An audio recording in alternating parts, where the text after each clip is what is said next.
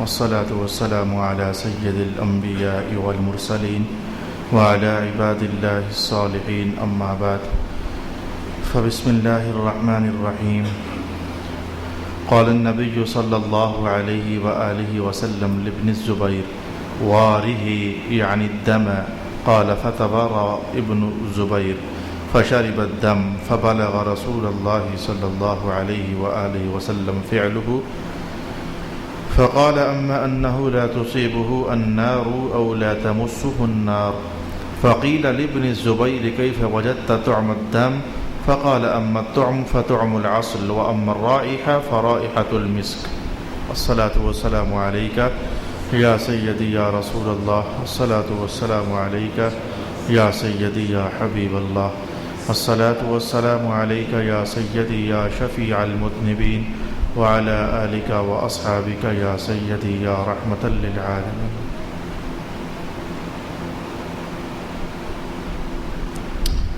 رسول پاک صلی اللہ علیہ وآلہ وسلم کے وجود اقدس سے اگر خون خارج ہو جائے، وہ صاف ہے، ستھرا ہے، پاک ہے، طاہر ہے، مزکہ ہے.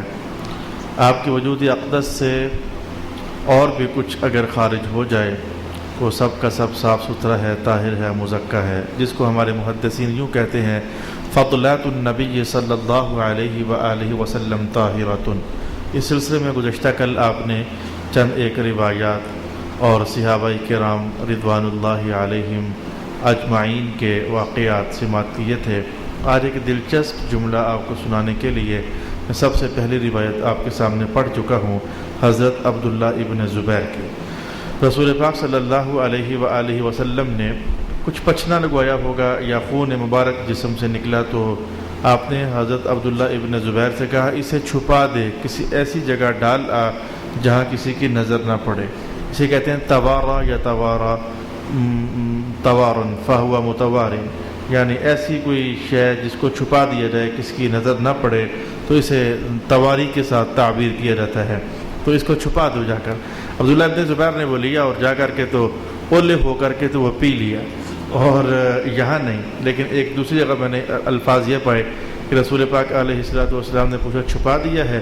کہا حضور ایسی جگہ چھپایا ہے جہاں کسی کی نظر نہیں پڑے گی. آپ نے یہی فرمایا چھپا دے، میں نے ایسی جگہ چھپایا ہے جہاں کسی کی نظر نہیں پڑے گی.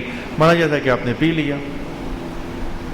اچھا، مقصد تو جو ہم نے جاننا تھا وہ تو پورا ہو گیا کہ رسول صحابہ سمجھتے تھے کہ صحابہ کے انہی اعمال سے تو ہمیں یہ سمجھ آئی ہے کہ حضور پاک علیہ السلام کے فضلات شریفہ طاہر ہیں، صحابہ کے انہی اعمال سے. لیکن جو اچھا یہ جب خبر حضور کو ملی تو آپ نے فرمایا کہ لا تصیبہ النار او لا تمسہ النار. عبداللہ ابن زبیر، تو نے میرے وجود سے نکلا ہوا خون پی لیا ہے، اب نتیجہ یہ نکلنے والا ہے کہ تیرے وجود کو کبھی بھی آگ دوزخ کی نہیں چھوئے گی. یہ کل بھی یہ نتیجہ ہم نے سماعت کیا تھا اور آج بھی، یعنی جس وجود میں رسول پاک علیہ السلام کے وجود اقدس کے کچھ حصے شامل ہو جاتے ہیں تو پھر دوزخ سے اس کا کیا تعلق ہو جاتا ہے، یہ یہاں تک تو بات ہوئی پوری. وہ دلچسپ الفاظ اب آئے جو ایک عجیب سی کیفیت طاری کرنے والے ہیں. بعد میں کسی نے حضرت عبداللہ ابن زبیر سے پوچھا وہ جو آپ نے خون جب پیا تھا تو ذائقہ کیسا تھا؟ یہ دلچسپ سوال ہو گیا. یہ الفاظ دیکھیں، قیل علی ابن زبیر کیف وجدت طعم الدم، وہ جو سرکار کا خون آپ نے پیا تھا اس دن تو ذائقہ آپ نے کیسا پایا؟ اب جو جیسے سوال دلچسپ ہے، جواب اس سے بھی زیادہ دلچسپ ہے. جناب عبداللہ کہنے لگے وجدت طعم العسل، میں پی خون رہا تھا لیکن ایسے لگ رہا تھا جیسے میں شہد پی رہا. حالانکہ خون ہمارے نمکین سے ہوتے ہیں، میٹھے نہیں ہوتے ہیں. میں اس پر آگے ایک اور بحث کرتا ہوں. میں نے حضور پاک علیہ السلام کا جب وہ مبارک خون جب میں نے نوش کیا تو وہ مجھے ایسے لگ رہا تھا جیسے میں شہد پی رہا ہوں. اور ساتھ ایک اور جملہ پر میں وَأَمَّا الرَّائِحَةُ فَرَائِحَةُ الْمِسْكِ، تو خون جب میں جیسے آپ یہ پیتے ہو بزوری کا شربت پیتے ہو یا پھر یہ لال رنگ کا کون سا شربت ہوتا ہے جامع شیریں پیتے ہو تو پینے کے ساتھ ساتھ ایک خوشبو بھی تو آتی ہے نا، ساتھ اسینسز ڈالے ہوتے ہیں تو جامع شیریں ہو گیا، روح افزا ہو گیا، تو ذائقے کے ساتھ ایک خوشبو کا احساس بھی تو جاتا ہے. تو جناب عبداللہ ابن زبیر فرماتے ہیں کہ سرکار دو عالم علیہ السلام کے وہ خون کے جو چند قطرے یا چند گھونٹ بنتے تھے جب میں نے پیے تو ذائقے میں مجھے وہ شہد لگ رہا تھا اور جو مجھے خوشبو آ رہی تھی وہ مجھے کستوری کی خوشبو آ رہی تھی۔ یہ دلچسپ بیان ہے جو کہ حضرت عبداللہ ابن زبیر رضی اللہ تعالی عنہ ارشاد فرما رہے ہیں۔ اس پر میں بتانا یہ چاہتا ہوں کہ بھئی یہ جملہ آپ کے لیے بالکل آپ کے محلوں سے گزرنے والا نہیں ہے، لیکن میں بتا دیتا ہوں، اللہ کرے گے علم پہلے ایسا ہی ہوتا ہے کہ ہمیں نہیں پتہ ہوتا پھر پتہ چل جاتا ہے، علم کی شان ایسی ہی تو ہوتی ہے۔ یہ جملہ علماء کے درجے کے جو لوگ ہیں ان کے لیے جملہ ہے، لیکن علماء بھی تو انسان ہی ہوتے ہیں نا، تو آپ بھی انسان ہیں، آپ بھی سمجھ لیں جملہ کیا ہے۔ حضرت ملا علی قاری ارشاد فرماتے ہیں کہ هذا من باب قلب الاعیان الذي عد من معجزات الانبیاء علیہم الصلاۃ والسلام۔ انبیاء کے معجزات میں سے ایک معجزہ یہ بھی ہوتا ہے کہ شے ہوتی کوئی اور ہے، بن جاتی ہے کوئی اور، اسے کہتے ہیں قلب الاعیان، شے کی حقیقت ہی تبدیل کر دینی۔ قلب الاعیان، شے کی حقیقت ہی تبدیل کر دینی۔ مثال کہوں گا تو اللہ کرے گا جلدی سمجھ آئے گی۔ وہ لاٹھی پکڑی ہوئی تھی موسیٰ علیہ السلام نے، لاٹھی تھی وہ لاٹھی، جب وہ زمین پر ڈالی تو وہ سانپ بنا ہوا ہے، حقیقت ہی بدل گئی، اور جب دوبارہ پھر اسے پکڑا تو پھر لاٹھی بنی ہوئی ہے۔ اسے کہتے ہیں قلب الاعیان، شے کی حقیقت کا بدل جانا، اور اللہ تعالیٰ نے نبیوں کو یہ معجزات بھی دیے ہوئے ہوتے ہیں۔ سرکار دو عالم کو تو بہت ہی زیادہ دیے ہوئے تھے۔ اس کیٹیگری کے جو معجزات ہیں رسول پاک علیہ الصلوۃ والسلام کو تو بہت ہی زیادہ دیے ہوئے تھے۔ میں اس پر مثال نمبر 1 آپ کے سامنے لاتا ہوں کہ ایک جنگ میں ایک صحابی کو تلوار کی ضرورت محسوس ہوئی، ان کی تلوار کہیں ٹوٹ گئی یا گر گئی تو تلوار کی ضرورت محسوس ہوئی۔ رسول پاک علیہ الصلوۃ والسلام نے دیکھ لیا کہ ان کو تلوار چاہیے، سرکار کے ہاتھ میں ایک لکڑی کی چھڑی تھی، آپ نے پکڑ آئی ہے،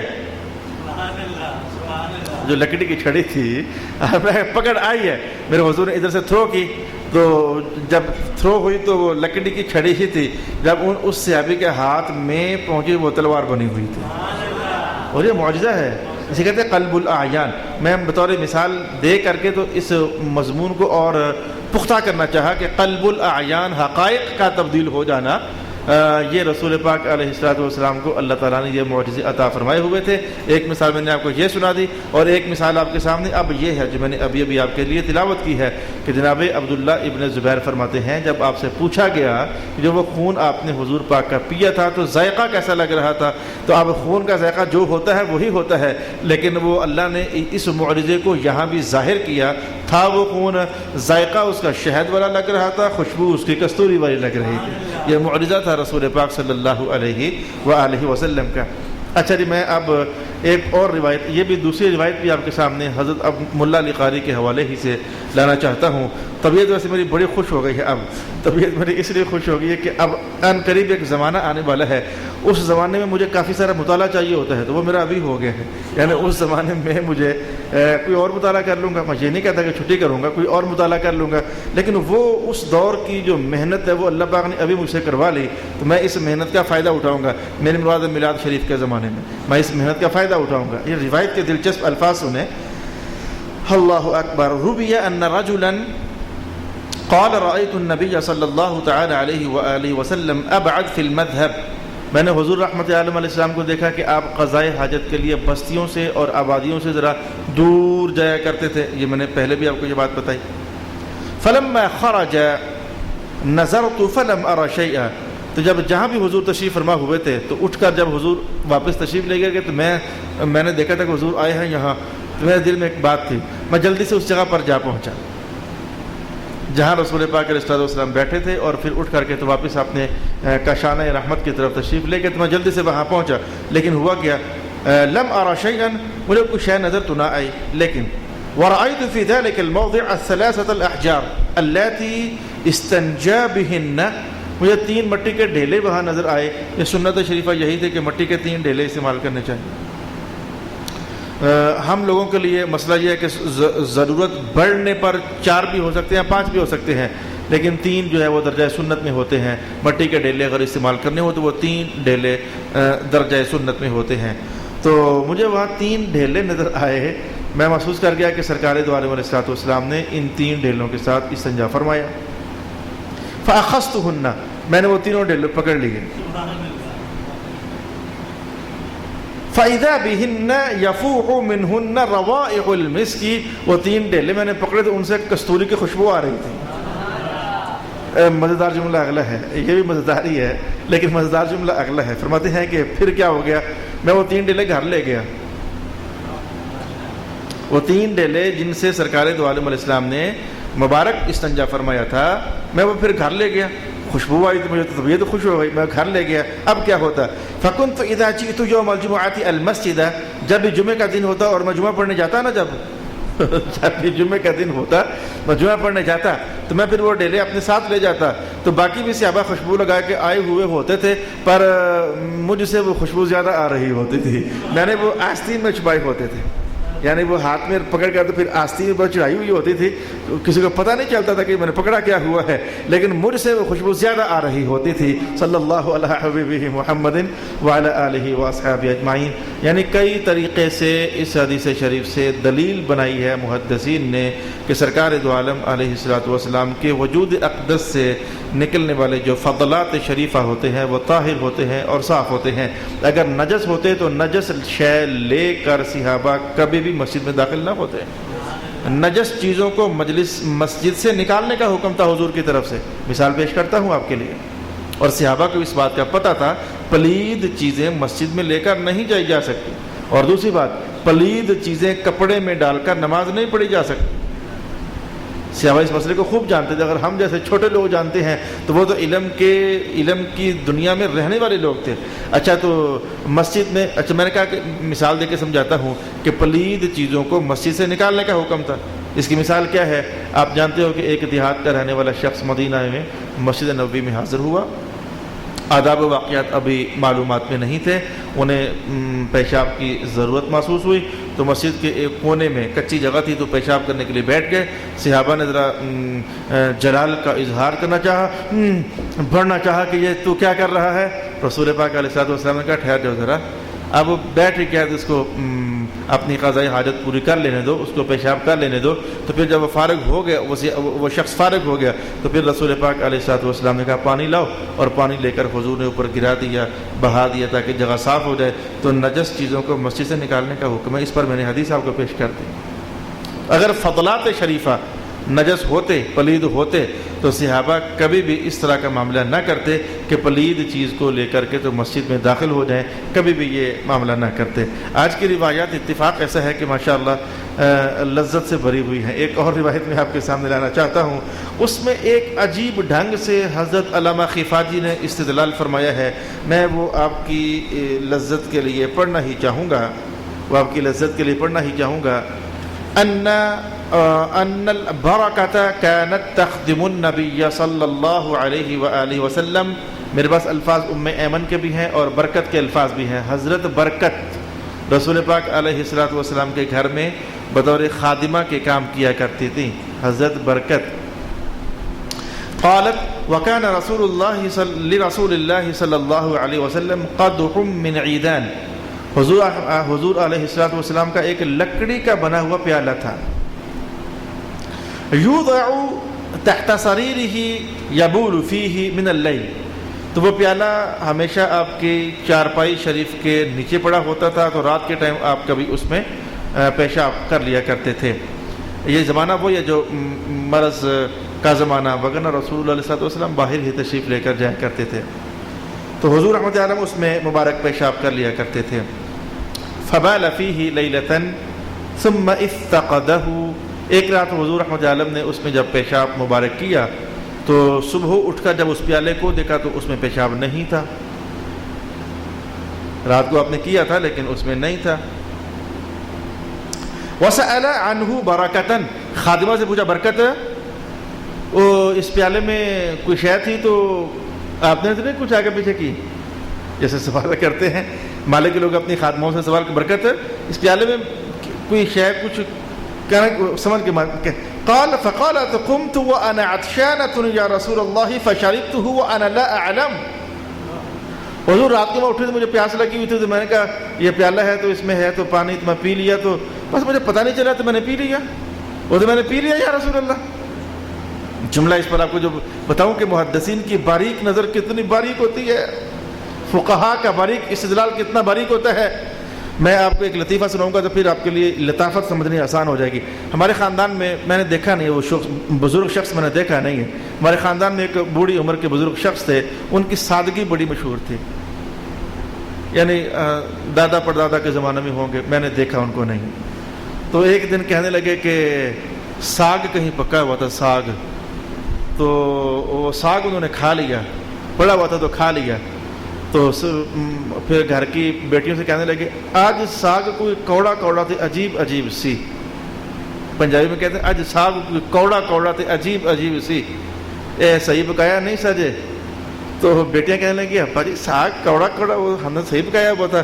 ایک کہنے لگی وہ لگتا ہے کہ ابا جی نے ساگ نہیں کھایا، ہم نے مہندی کھول کے رکھی ہوئی تو وہ نہیں ہے تو کہیں وہی نہ کھا رہی ہو. وہ جو کہہ رہے ہیں نا کوڑا کوڑا تھا تو ذائقہ اس کا تھا. بندہ جب کچھ کھاتا ہے تو معمول سے ہٹ کر ہو تو اس کا ذائقہ بتاتا ہے کہ یہ شے وہ نہیں ہے. میں آپ کو یہ بتانا چاہتا ہوں، جب بندہ کوئی شے کھاتا ہے تو اگر وہ معمول سے ہٹ کر ہو تو بندہ سمجھ آتا ہے کہ یہ شے وہ نہیں ہے. میں نے چند دن پہلے پانی پیا، اپنے گھر کی بات بتاتا ہوں. چھوٹی بیٹیاں برتن، تو ان کو عادت ڈالنے کے لیے ہم ان سے برتن بھی دلواتے ہیں کہ ظاہر انہوں نے اپنے گھر جانا ہے تو بیٹیوں کی یہ تربیت گھر سے ہی. تو میری بیٹی نے کہیں وہ گلاس صحیح دھویا نہیں ہوگا تو مجھے پانی پلایا، تو میں پہلا گھونٹ لیتے ہی میں نے کہا نہیں بھائی یہ پانی سے بدبو آ رہی ہے. وہ صابن تھوڑا سا لگا رہے تو بدبو، میں کہا یہ چینج کر کے لو، بدبو آ رہی ہے اس میں سے. تو پینے والی شے معمول سے ہٹ کر لگی، فوراً پتہ چلتا ہے بندے کو. اب سنیں حضرت برکت کیا، یہ دو واقعات میں نے کسی مقصد کے لیے سنائے ہیں. برکت کہتی ہے کہ حضور مجھے پیاس لگی تو میں نے کہا چلو پانی پیتے ہیں، تو پیالہ پڑا ہوا تو میں نے اٹھا کر پیا، مجھے پتہ ہی نہیں چلا. محدثین کہتے ہیں رسول اللہ علیہ الصلوۃ والسلام کا وجود اقدس سے نکلنے والا پانی اگر معمول سے ہٹ کر ہوتا پتہ چل جاتا نا، یہ پتہ چل جاتا کہ یہ جو میں پی رہی ہوں یہ پانی نہیں ہے بلکہ یہ کوئی اور شے ہے. تو نکلا تھا حضور کے وجود اقدس سے پیشاب، لیکن اللہ پاک نے اس کو کتنی جینون حقیقت میں رکھا ہوا تھا کہ پینے والے کو محسوس ہی نہ ہو سکا یہ میں پانی پی رہی ہوں یا حضور رحمت عالم کے وجود کا پیشاب پی رہی ہوں. یعنی اس پتہ نہیں چلا مجھے. اس جملے سے محدثین نے یہ فائدہ حاصل کر لیا کہ اس سے سمجھ آتی ہے کہ لم تغیر رائحتہ، اس وجود اقدس سے نکلنے والے کی، ویسے ہمارے جو پیشاب وغیرہ ہوتے ہیں ان کے اندر بڑے ایسڈز ہوتے ہیں، تیزابیت سے بھرے ہوئے ہوتے ہیں، ان کے رنگ، بدبو، ذائقہ سب کچھ تبدیل ہوا ہوتا ہے. تو لیکن رسول پاک علیہ الصلوۃ والسلام کے وجود اقدس کے جو فضلات شریفہ ہیں ان کی طہارت کی گواہیاں ہم صحابہ رضوان اللہ تعالی علیہم اجمعین کی زبان اقدس سے سننے کی کوشش کر رہے ہیں. اب میں اس نشست میں آخری چیز آپ کی خدمت میں بیان کرنا چاہوں گا. اچھا، اس پر علامہ خفاجی کہتے ہیں کہ جتنے واقعات ابھی ہم نے آپ کو حدیث سے سنائے، ایک جملہ سن لیں ان کا کہ جتنے واقعات ہم نے آپ کو سنائے ہیں، حضرت ابو طیبہ کا واقعہ آپ کو سنایا، جناب علی کا واقعہ آپ کو سنایا، حضرت برکت کا واقعہ آپ کو سنایا، ام ایمن کا واقعہ آپ کو سنایا، ام یوسف کا واقعہ آپ کو سنایا، ابن سنان کا واقعہ آپ کو سنایا، عبداللہ بن زبیر کا واقعہ، یعنی اتنے صحابہ صحابیات کے واقعہ آپ کے سنائے. تو علامہ خفاجی کہتے ہیں کہ حضور کے وجود اقدس کے فضلات کے پاک ہونے کے لیے کیا اتنی بات کافی نہیں ہے کہ اتنے لوگوں نے حضور کی یہ چیزیں پیں، کسی کو بھی حضور نے یہ نہیں سنا کہ منہ دھو، منہ صاف کر لے، کلی کر لے، تیرا منہ پلید ہو گیا ہے. کسی کو بھی رسول اللہ علیہ الصلوۃ والسلام نے یہ جملہ ارشاد نہیں فرمایا. تو یہ جملہ ارشاد نہ کرنا یہ حضور کی طرف سے بھی مہر لگ رہی تھی کہ میرے وجود سے نکلنے والی چیزیں واقعی طاہر ہوتی ہیں، ان کو پینے کے بعد منہ کو دھونے کی ضرورت نہیں ہوتی ہے. ورنہ حضور ارشاد ہی فرما دیتے تو نے میرا پیشاب پیا چل بھی منہ دھو لے، تو نے میرا خون پی لیا چل بھی منہ دھو لے، تو نے یہ کر لیا چل بھی منہ دھو لے. لیکن کسی نے بھی، اور وہ سے ابھی مٹی کے ڈیڈے اٹھا کر مسجد میں تو وہ دھو کر تھوڑے جاتے ہوتے تھے، وہ تو ویسے ہی اٹھا کر کے تو لے جاتے تھے. تو یہ کمال اللہ تعالیٰ نے رسول پاک علیہ الصلوۃ والسلام کے وجود اقدس کے اندر رکھا ہوا تھا کہ آپ کچھ بھی کھاتے تھے تو جنت والوں کی طرز پر وہ خوشبو بن کر باہر نکلا کرتا تھا. یہ بات میں نے پہلے بھی آپ کو بتائی ہے کہ وہ جنت والوں کی طرز پر اللہ تعالیٰ اسے خوشبو بنا کر جسم پاک سے باہر نکال دیا کرتا تھا. آج کی نشست کی جو آخری بات میں کہنے لگا ہوں وہ یہ ہے کہ سرکار دو عالم علیہ السلام کی والدہ ماجدہ حضرت آمینہ رضی اللہ تعالی عنہا فرماتی ہیں، اب سب آخر انسانوں کو یہ تو پتہ ہے نا کہ مادائیں جانوروں کی ہوں، مادائیں جب ان کے وجود سے بچے پیدا ہوتے ہیں تو اردا گرد جسم پر، بچے کے جسم پر بڑی عجیب و غریب رطوبتیں لگی ہوتی ہیں. اس لیے جانوروں کی جو مائیں ہوتی ہیں وہ سب سے پہلا کام یہ کرتی ہیں اپنی زبان کے ساتھ وہ رطوبتیں چاٹتی ہیں. بچے اپنے کو فریش کرتی ہیں، وہ ایک نئی جو ہمارے انسانوں کے ہاں کیا ہوتا ہے، ہمارے ہاں بھی یہی شے ہوتی ہے کہ بچوں کے وجود پر کافی ساری عجیب و غریب رطوبتیں لگی ہوتی ہیں، تو کہیں تو ایسا ہوتا ہے کہ وہ ٹشوؤں کے ساتھ صاف کیا جاتا ہے، کہیں ٹاول کے ساتھ صاف کیا جاتا ہے، کہیں گرم پانی کے ساتھ بچے کو فوری طور پر غسل دے دیا جاتا ہے، ایک معتدل درجے گرم پانی کے ساتھ، تاکہ وہ جو اندر کی لگی ہوئی تھیں قذورات لگی ہوئی تھیں، وہ جو رطوبتیں لگی ہوئی تھیں، جو نامناسب احوال چپکے ہوئے تھے، ان کو صاف کر دیا جائے۔ لیکن یہ تصویر کہنا اس لیے ضروری تھا کہ حضرت آمنہ فرماتی ہیں، اب آپ کو میرے کہنے کے بغیر عنوان سمجھ آ گیا ہوگا، حضرت آمنہ فرماتی ہیں وَلَدْتُهُ نَظِيفًا مَا بِهِ قَدْر، جب میرا بیٹا محمد پیدا ہوا تھا تو میرے بیٹے کے جسم پر کوئی بھی ایسی شے نہیں تھی جو باقی بچوں کے ساتھ ہوتی ہے، بالکل جیسے فرشتوں نے اللہ تعالیٰ کی رحمت سے غسل دے کر آپ کو پیدا فرمایا تھا، کوئی شے بھی آپ کے وجود کے ساتھ نہیں لگی ہوئی تھی۔ عنوان ہمارا یہی چل رہا ہے کہ رسول پاک علیہ السلام کی وجود پاک میں اللہ نے کیا لطافتیں، کیا نظافتیں، کیا خوشبوئیں، کیا طہارتیں رکھی ہوئی تھیں۔ اس عنوان کو ایک ایک کر کے ہم کلوز کرتے اور سمجھتے چلے جا رہے ہیں۔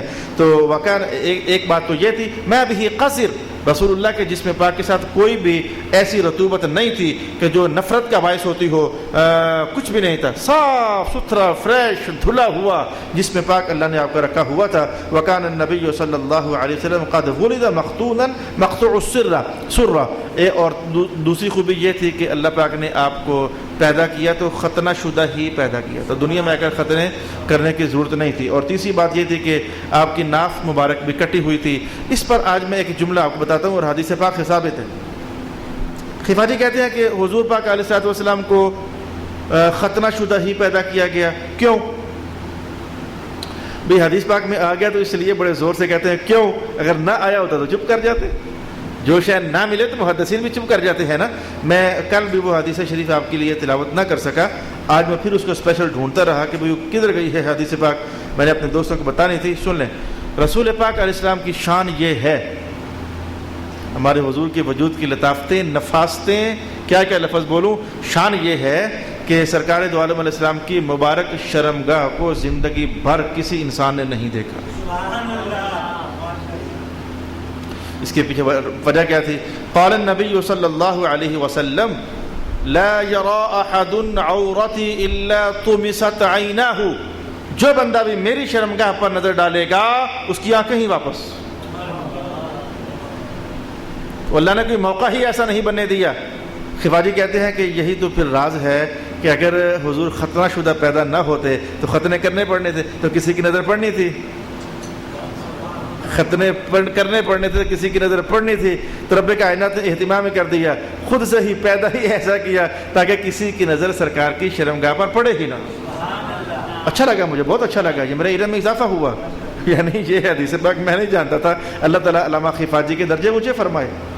اچھا لگا کہ رسول اللہ، یعنی آپ کو بھی اچھا لگا کہ آج آپ کو یہ حکمت معلوم ہوئی اور سرکار کے بیان ہی سے معلوم ہوئی کہ آخر کیوں رب کریم نے سرکار دو عالم علیہ الصلوۃ والسلام کو ختنہ شدہ پیدا کیا۔ اب میں آپ کی معلومات کے لیے ایک دلچسپ روایت ہے وہ سنا دیتا ہوں اور پھر ہم چھٹی کرتے ہیں۔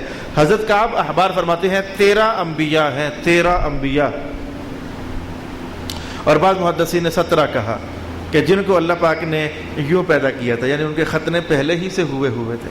ہمارے سرکار کے متعلق تو یہ بات بطور معجزہ مشہور ہے، لیکن 13 انبیاء اور ہیں یا پھر 17 انبیاء اور ہیں جن کے ختنے ہوئے ہی ان کو اللہ تعالیٰ نے پیدا فرمایا تھا۔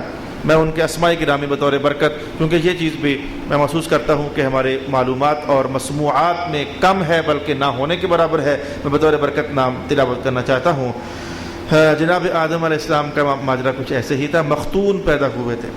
جناب شیس علیہ السلام کا ماجرا کچھ ایسے تھا کہ مختون پیدا ہوئے تھے۔ آپ کے صاحبزادے حضرت ادریس کا ماجرا کچھ ایسے تھا، حضرت نوح علیہ السلام کا معاملہ کچھ ایسے تھا، سام کا معاملہ کچھ ایسے تھا، حضرت لوط علیہ السلام کا معاملہ کچھ ایسے تھا، حضرت یوسف علیہ السلام کا ماجرا بھی کچھ ایسے تھا، جناب موسیٰ کا ماجرا بھی کچھ ایسے تھا، شعیب علیہ السلام کا ماجرا بھی کچھ ایسے تھا، سلیمان پیغمبر علیہ السلام بھی ایسے ہی پیدا ہوئے تھے، اور یحییٰ پیغمبر علیہ السلام بھی ایسے پیدا ہوئے تھے، جناب عیسیٰ بھی ایسے پیدا ہوئے تھے، اور سرکار دو عالم علیہ السلام بھی ایسے پیدا ہوئے تھے۔ یعنی یہ 13 کے قریب انبیاء ہیں کہ جن کو اللہ تعالیٰ نے ختنہ شدہ ہی پیدا کیا تھا۔ باقی بات میں ابھی امت کے اندر بھی کبھی کبھی یہ خبر سننے کو آ جاتی ہے ہمارا بچہ پیدا ہوا جی، اس کا ختنہ پہلے سے ہوا ہے، تو کیا ہے؟ تو جواب ہے کچھ بھی نہیں ہے، یعنی ہمارے یہاں یہ کچھ نہیں ہے، یہ عظمت رسول اللہ کے ہاں ہے، ہمارے یہاں یہ کچھ بھی نہیں ہے۔ بس میں نے یہ پھر کہتا ہے تمہارے پیسے بچ گئے اور کیا، ڈاکٹر کے پیسے نہیں دینے پڑیں گے اور اس پر کوئی کیا پیسے کروں بھائی، ٹھیک ہے اللہ نے پیدا کر دیا، جو کہ ہماری عظمت تھوڑی ہے، وہ تو نبیوں کی عظمت ہوتی ہے، ہماری کوئی عظمت تھوڑی ہے، وہ اللہ نے تمہارے پیسے بچا دیے، جاؤ گھر جاؤ بھائی۔ تو یہ آج بھی کچھ لوگ ایسے پیدا ہوتے رہتے ہیں، لیکن انبیاء کے ہاں یہ چیزیں ان کی کرامت ہوتی ہیں، ان کی عزت ہوتی ہیں، ان کا احترام ہوتی ہیں۔ وآخر دعوانا ان الحمد للہ رب العالمین۔